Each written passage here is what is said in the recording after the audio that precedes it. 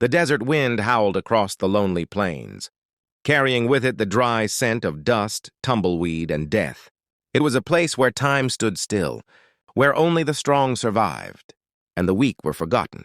The sun was sinking behind the mountains, painting the sky with streaks of orange and crimson, when a lone cowboy named Eli Carter rode through the valley.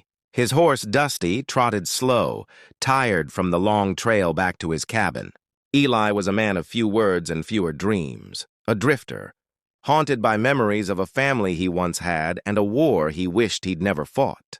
Life had made him tough, but beneath the hat and the silence, his heart still beat soft for those who couldn't help themselves. As he rode past the old riverbed, something caught his ear. A faint sound, softer than the wind, yet sharp enough to pierce through the silence. He stopped, listened, nothing. Then again, a whimper, weak, trembling, and heartbreakingly human. Eli slid off his saddle, his boots sinking into the dirt as he followed the sound. Behind a pile of rocks and an old canvas sack, something moved. He knelt, heart pounding. Inside that torn sack lay a newborn, tiny, pale, trembling from the cold. Her little fists reached into the air, her lips parted, and a sound escaped that froze Eli's soul. "Ma! Ma!" For a long moment he couldn't breathe.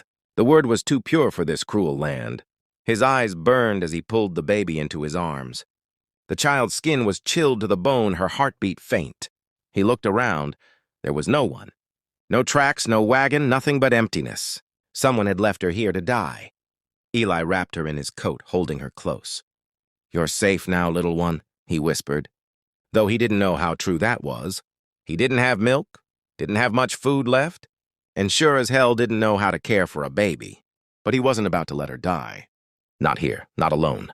He rode through the night, heading for his cabin up in Red Creek Ridge. The storm clouds gathered.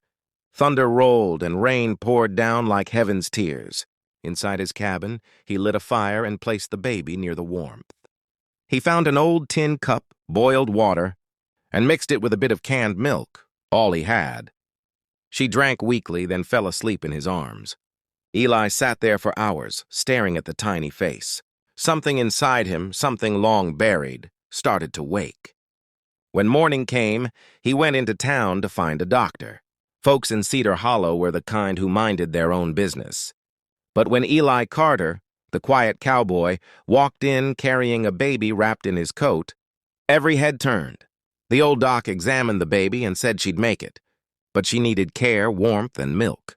"She's a fighter," the doc said.